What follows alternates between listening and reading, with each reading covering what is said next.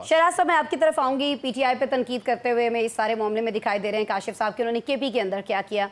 मुझे शहराज साहब आप ये बता दीजिएगा कि अभी जिस तहरीक की बात कर रहे थे अखुंज़ादा साहब, और जिसके लिए वो बड़े डिटरमेंट दिखाई देते हैं कि जी हम ये सारी चीज़ें कर रहे होंगे और हुकूमत जो है जो भी लोग गलत कर रहे हैं उनको अपने अपने घरों में जाना पड़ेगा, इतनी सारी धड़ेबंदियाँ हमें अभी भी पीटीआई के अंदर दिखाई देती हैं, इतने सारे ग्रुप्स हमें पीटीआई के अंदर बनते हुए दिखाई देते हैं, तो आपको लगता है कि इन धड़ेबंदियों के साथ, एक ग्रुपबाजी के साथ ये तहरीक जो है ये वाकई कोई, अव्वल तो ये कि ग्रैंड अलायंस बन पाएगा, और अगर बन जाता है तो ईद के बाद वाकईतन वो रिजल्ट्स आएंगे जो आने चाहिए, जो ये लोग समझते हैं? बहुत शुक्रिया आसमा साहिबा। काशिफ की बात का जवाब तो पीटीआई वाले दे सकते हैं या केपीके के अवाम दे सकते हैं, जो बार बार फॉर्म 45 और 47 की इस लड़ाई और बहस के बावजूद उन्हें सिलेक्ट कर रहे हैं। इसका मतलब है कि whatever they are expecting from the PTI, उन्हें कहीं ना कहीं उसका रिवॉर्ड या कहीं ना कहीं उनको चूज किया जा रहा है। Coming back regarding your question, तो वो बहुत क्लियर है कि पहले तहरीके तहफ़्फ़ुज़े आईने पाकिस्तान की जरा लीडरशिप के ऊपर अगर आप गौर करेंगे तो महमूद अचकज़ई बहुत बड़ा नाम है, मगर और बाकी पाकिस्तान की पॉलिटिकल और पाकिस्तान की पार्लियामान में एक बड़ा कद काठ वाला बंदा है, मगर ग्राउंड और प्रैक्टिकल रियलिटी में इस वक्त वो किस सिनेरियो में गुजर रहे हैं और उनकी स्ट्रीट पावर क्या है वो सबके सामने है। नंबर एक। नंबर दो कि अगर इसमें जीडीए की स्ट्रीट पावर इस वक्त क्या है वो हम सबको पता है कि क्या क्या कुछ नहीं है। जितनी भी जमातें जो ऑपोजिशन का हिस्सा हैं उसमें मैं माफी चाहता हूँ, वो टांगा पार्टियां ज्यादा हैं जो ना ही पार्लियामान के अंदर और ना ही पार्लियामान के बाहर कहीं ना कहीं अपनी कोई अहमियत या अफादियत रखते हैं। नंबर तीन, अगर यहाँ पे जो सबसे बड़ा फायदा इनको हो सकता है वो ग्रैंड ऑपोजिशन अलायंस में सिर्फ ये हो सकता है कि पीटीआई जो अपनी स्ट्रीट पावर रखती है और दूसरी सूरत में मौलाना साहब जो अपनी स्ट्रीट पावर रखते हैं, ये दोनों इकट्ठे हो जाएं और बाकायदा तौर पर तहरीक तहफ़्फ़ुज़े आईने पाकिस्तान का हिस्सा बन जाएं और ईद के बाद जो मुल्क की एहतजाज का ऐलान है वो उसका हिस्सा बने और चल पड़े।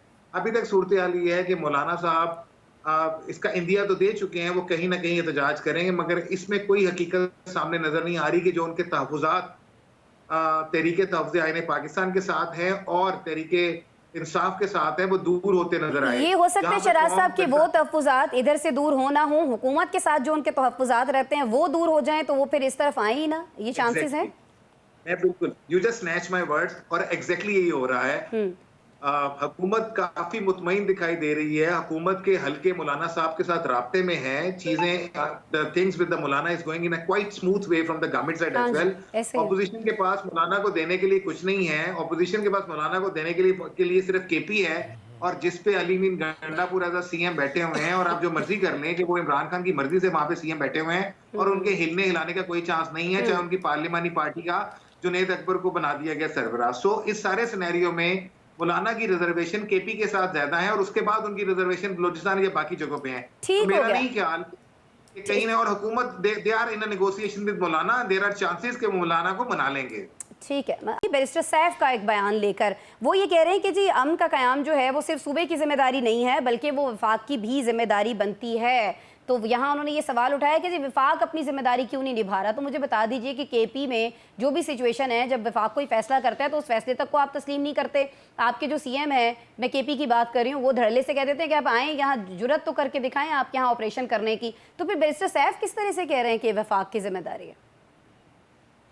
आसमा साहबा, इस हद तक तो मैं उनकी स्टेटमेंट को एग्री करूंगा कि केपीके में या मुल्क के किसी भी और सूबे में, सूबे के साथ साथ वफाक की जिम्मेदारी है कि वो अमन और अमान की जो सिचुएशन है उसको कंट्रोल करे। और केपी में और बलूचिस्तान में खास तौर पे जो सूरत हाल है वो कई जगहों पे बहुत ज्यादा worsening situation law and order की है, और ये लॉ एंड ऑर्डर को चोरी डाका राजनी नहीं है, ये लॉ एंड ऑर्डर बाकायदा तौर पे स्टेट वर्सेस टेररिस्ट ऑर्गेनाइजेशन और एक्टिविटीज हैं, जिसको काउंटर करना कोई भी सूबा अकेले नहीं कर सकेगा, और यहाँ पे वफाक का रोल है।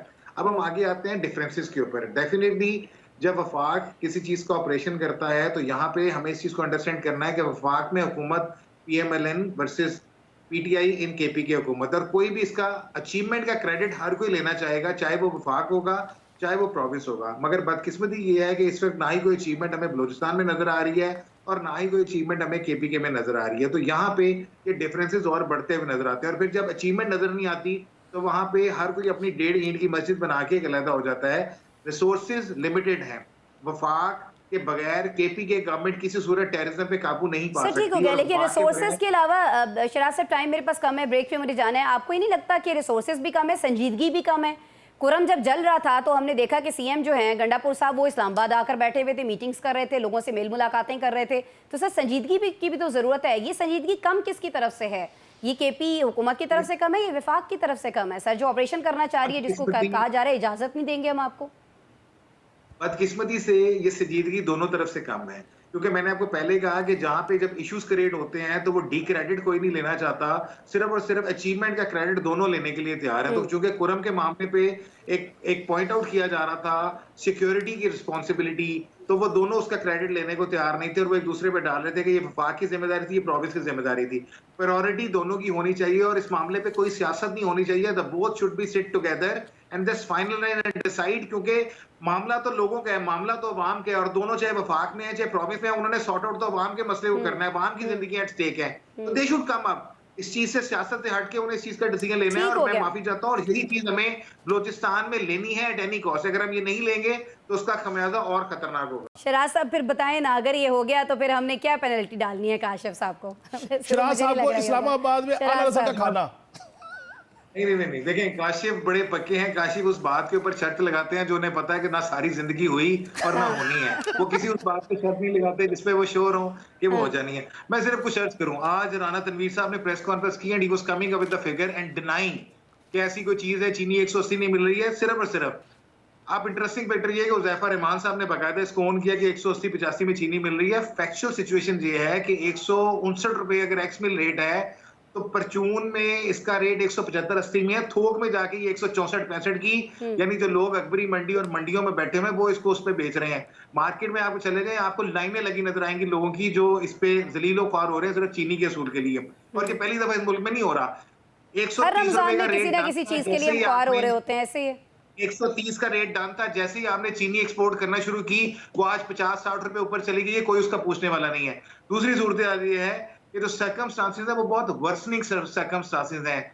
जो शुगर माफिया हम कहते हैं, जो मिडल मैन है, मिडल मैन तो तब होगा ना कि क्या है, आज भी शुगर माफिया जो कैन कमिश्नर है वो लोगों को उनकी रकूम नहीं दिला सका। जो लोगों ने गन्ना पैदा किया हुआ था आज भी वो उन शुगर मिल्स के आगे भागते फिर रहे हैं। और उज़ैफा साहब तो खुद सदर्न पंजाब से ताल्लुक रखते हैं जहाँ सबसे ज्यादा शुगर मिल है। उन्हें पता है कि वहां पे आज भी शुगर माफिया किस तरह किसानों के रुपए दबा के बैठा हुआ है, और कैन कमिश्नर गवर्नमेंट वो वापस दिलाने पे तैयार लास्टली इंसाफ होगा। मुझे लिटरली ना वो डायलॉग्स याद आ गए मूवी के, तारीख पे तारीख वाले, और इंसाफ होगा।